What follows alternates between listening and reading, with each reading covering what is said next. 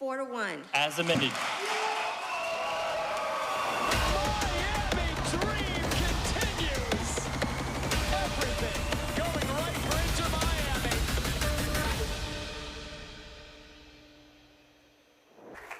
Thank you. Thank you, everyone, and welcome to Inter Miami's Club de Football presentation. This is Xavi Asensi. He is the Chief Business Officer of the club. And welcome to Soccer. Thank you. Thank you so much. What brought you to Inter Miami? How did you appear here? You're born in Spain. Yes, I was born, well, thank you. Thanks for being here. Good morning, everybody. I was born 1981 in Barcelona. I'm very Mediterranean, despite I spent most of my time in Asia, China mainland in Hong Kong. I've been 11 years with FC Barcelona. I was the CCO there. And then I received a call from Jorge Mas. And Jorge Mas, for the ones who doesn't know him, he's a man that do not understand the word no. So he has been insisting, and this is how I end up in here, end of 2020, beginning of 2021. Could not be happier. We can say that in the U.S. The sports calendar of the year, Inter Miami has produced one of the most remarkable feats this year by bringing the best player in the world, Lionel Messi. Yep. How did that happen? How did that even get started? How long do you have? Let me see. If you chase butterflies, they will fly away. If rather than that, you invest your time building a beautiful garden, flies will come, or butterflies will come. So it is not one thing. It is a multifactorial situation that we're talking in here. At the end of the day, what we were thinking what Jorge Mas wanted is Inter Miami to be the reference of football in the United States of America. How I understand that, that depends on who the players are. The better players you have, the better chances you have to score goals, then to win titles, to engage with people. The more we engage with people, the more chances you have to monetize. Hence, you will have more power to get better players, and that's the circle that I believe in. Yes. So, if you look at the players, the best player of all time for me, it's Lionel Messi, and I think that nowadays there's no one that can argue about it. But if you want, there's people that is saying that the world is flat as well, so don't worry. But the year after you were born, Diego Maradona came to Barcelona. You don't recall that? Correct. So the thing is that, okay, how we can do in order that Messi can see this project as an attractive one. So I love data at the end of the day. So if you try to do always the same, it was a non-starter. It's like if we got to compete with the Qataris, with the Saudis, with the powerhouses in Europe, it's something that you can't compete. So you have to be creative. And thanks to the flexibility, the partnerships that we have, Apple, Adidas, the MLS, Fanatics, etc., and obviously the city of Miami. At the end of the day, life is a matter of tangibles and intangibles. We had the same in Barcelona. At the end of the day, when you're going and you're trying to put a platform in front of a player, of a family, you have things that money cannot buy. I don't know if you've been in Manchester. Have you been there? Yes. Do you like the sun? Yes, there's not much sun there. Here you are, same as in Paris. So, in order that they compete with you, they have to be able to go the extra mile in a way that we could not. In that case, we were having Miami, and we are having Miami. So if you put everything together, and obviously as well ownership, Jorge, Jose, and David, and the optimism and the ambition that they have, and obviously, as we were saying, the country, the ambition of the league, etc. If you put all these factors together, then you have a plan. And we started working on that plan 2021, I would say. Okay. In a way of, trying to understand. This is a matter of empathy. It's putting yourself in other one's shoes. At the end of the day, players are human beings. We are in the people business. So there are some players that what they want is, or they give the most importance to money, family, the conditions in general. So you have to understand, you got to be able to read because everyone is different. And that's the beauty of a team, I guess. But in 2021, Messi went to Paris. That's correct. And then, but he didn't come here. The club was not ready. What happened? That's correct. What happened 2021 is that Lionel decided to continue. Leave Barcelona. No, he did not decide to leave Barcelona. The club did- decided to part ways with him. That's more accurate. Okay. So Lionel decided to stay in Barcelona, but things went south, and he ended up in Paris. That's what happened. Then it's very difficult to leave home because despite Lionel was born in Rosario, he moved to Barcelona when he was 13. So for him, Barcelona is home. Actually, his 3 sons were born in Catalonia, were in Barcelona in that sense. No? So he was feeling attached to the place. And all of a sudden, he woke up in another city. So everything changed. That opens to us an opportunity because we were not the first movers in here. Right. So it was not the first time to move. Sergio Busquets is different. Sergio Busquets has been all his life in Barcelona. So for him to do that move, it has been really complicated from the family standpoint, you know? So that's what I'm saying. It's not one thing. It is a multifactorial situation that you have to analyze. You have to have the empathy. You have to put in the other one's shoes. You have to understand what move the player. But what do you think it was the convincing factor? Because weather, there's good weather everywhere. Proximity to Argentina, yes, probably that's important. Everything Proximity helped. to Spain and something in the middle. Everything helped. I think that the stars align in a way that it will never align, at least that I'm contemporary of. He won the World Cup, and I don't know if you remember, when he won the World Cup, he looked at his family that were in the stadium, and he said, "Ya está." You remember that? Yeah, I do. Ya está in Spanish, it means, that's it, we're done, you know? And I think that at that moment, he pulled a huge weight off his shoulders, and he was free in a way of like, I'm not gonna prove anything to anyone. And I think that that opened another window for us to say, okay, we understand that US is not Europe, but maybe US is better than Europe for you now. And let me add one more thing. If you analyze everything, next year, I mean, MLS is growing amazingly. I think that it is the property with the highest growth potential in the sports industry, and kudos to the commissioner and obviously 8Q and Apple and everyone that made it possible. But then it was like the momentum. Next year, Copa America, it's going to be in the United States of America. 2025 FIFA Clubs World Cup is going to be in the United States of America.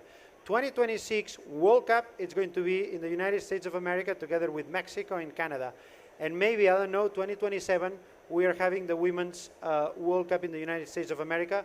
And then 2028, you have the Olympic Games, which is, so the momentum, it's second to none, it's just spectacular. So I think that there was no one thing, but a lot of things that align, and obviously the support from the city, and as I said, ownership and the willingness to make this home, and as well the project that we put for him, it's not a contract. It is a holistic approach to it, equity, different kind of contracts that he would never have in another club, etc., etc. So it's impossible to say one thing. It is a huge factor of things, and some that we cannot say yet, but we will figure it out soon. Okay. And people noticed, and we don't know the data exactly, maybe you can share part of it. What was the business or financial impact of Lionel Messi to the club, to the league, to the sports environment here? I can talk for the club, and I think that Commissioner and Eddie might be talking about audiences and viewership, etc. For us, it has been the night and day. I mean, we went from being a club in the MLS, making whatever, $60 million, to overnight becoming one of the prime sports property in the world, making hopefully next year above $200 million, having the interest from all over the world. There's this thing that I called in Barcelona the Messi tourism, okay? So what does it mean? It means that you are not traveling just. There's some people that they check when Messi is playing and they book their flights, hotels, and so on, and they come just to watch Messi. But there's a huge amount of people that when they go is like, okay, we gotta be in Miami. It's like, hold on a second, check the MLS calendar. Do we have Messi playing or not? No, it's next weekend. Okay, so we gotta change the flight. We go next weekend. We were planning on going to Miami, and that's the beauty of Miami. It is a destination that organically attracts people by itself. But now I think that we are having this. So the economical impact for us, it has been the complete game changer. I mean, we changed overnight, and that carries a huge challenge because what got you here will not get you there. You know, so our mindset needs to change as a club and so on. So it's challenging, but it is a completely different ball game, and I guess that for the league too, and for our partner Apple as well. I was going to ask you about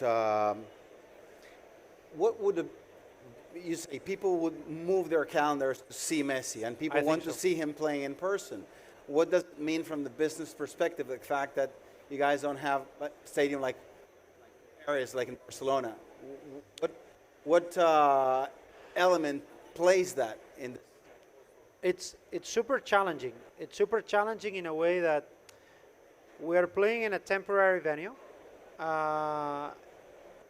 and we are having the amazing project of Miami Freedom Park that it will be finished end of 2025. And obviously, this is a situation that we have to deal with. Every stadium that we go, we went to Chicago, we went to Charlotte, those are NFL stadiums, they were packed, so it's obvious that for them it's once in a year. For us, you know, we play week in, week out. But as I said, the economical impact, as you can imagine, it's 3 times what we were making before Messi. So that allows us to be so competitive. At the end of the day, for me, the main goal of a football club, of a soccer club, is to win. And if you have other objective than that, I think in a humble way that you're wrong. What you got to do is win. But then the immediate next objective that you have as a football club is to maximize revenues. Not just for the sake of greediness or for because ownership want the money back, etc., etc. It is because that money will allow you to maintain that competitiveness that we were talking. And then you have the brand equity, etc., etc. So for us, being able to be at the level of the Deloitte Money League, being in an American club, a US club, it is outstanding. And honestly, that was the objective. You know, you always have a scenarios. Normal, worst, best. We surpass the best scenario that we were having on the papers. And we are super proud and happy about it. My last question, and I don't know if there's any questions from the audience after that. I don't know how much time we have later. But, how is the league doing with Messi? Is the question for me or for Commissioner? No, it's for you. I mean, in terms of like, how did the league welcome this move? How did the league help you in this move? And how is it reacting, understanding that this is something that could change potentially the history of football in the U.S.? Let me put it that way, without the league, this would not have been possible. So we're extremely thankful to obviously Commissioner and everyone at the league, because at the end of the day, this is a partnership. You know, 80% of zero is zero. and that's the approach to it. You know, it's like obviously we have to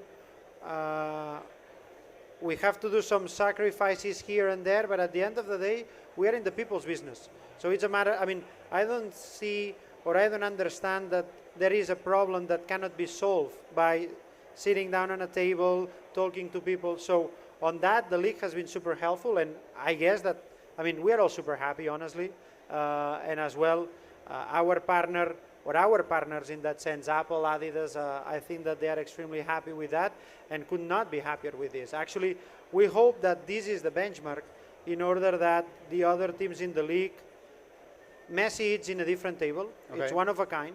There's no one else like Messi. but I think that this should be the way, or this should show the path to the other teams and to the other owners in order to be ambitious and invest in high caliber players in order that the league keeps on growing at the pace that it grew the last 6 months, I would say.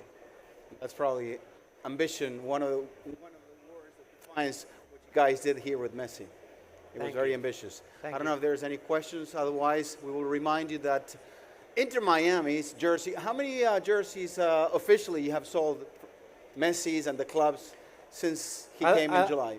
I don't know if I'm allowed to say that, but I Okay, guess if you're that not. I always get in trouble. But no, but the thing is that there's no Messi jerseys. Okay, You know, well, the jerseys. Inter Miami's with the number 10. No, but that's correct. I mean, and if you allow me, that goes back to the Barcelona time. You know, it's like, I mean, we were selling more than 2 million jerseys, Nike jerseys, FC Barcelona, and some of them are printed with Messi 10, but at the end of the day, it is the jersey what you are really selling. In here, we have a problem. We have a situation that we don't have the direct relationship with Adidas. It is a league relationship. Right. So then, when they do a forecast, and that's one of the challenges that we encounter, I could not go to Adidas and say, hey, be ready for July, because I didn't know. And Adidas, despite they were asking, is like, okay, be ready to produce 500,000 jerseys because you are going to sell them. You couldn't say that because you didn't have certainty, and the production process is really slow. So at the end of the day, what I can say are two things. We completely sold out any jersey that you've seen. So I would say that 95% of the jerseys that you see are fake, which I'm not happy about it, but It's a fact. it's a fact. And the second thing is that what Adidas projected to produce next year, it is at the level of, I would say, the 4th or the 5th club in the world in terms of number of jerseys. Obviously, you have Real Madrid, you have FC Barcelona, you have Manchester United, you have the Argentina Football Association right now, and maybe the Brazilian national team. And then we would be in the next bucket. Yeah. And that's amazing. I think that that's amazing, and we should be all super happy and proud, MLS and us, because that's the power of Messi. And again, it's not subjective, it's objective. Those are data and numbers. So it's amazing. I can tell you that the numbers are more than 300K and less than 2 million. Thank you. Thank you. There was a question, or? I don't know. I didn't see any hands, so we don't No have hands, time. no questions. We Okay, don't sorry. have time. I always get in trouble. Thank you.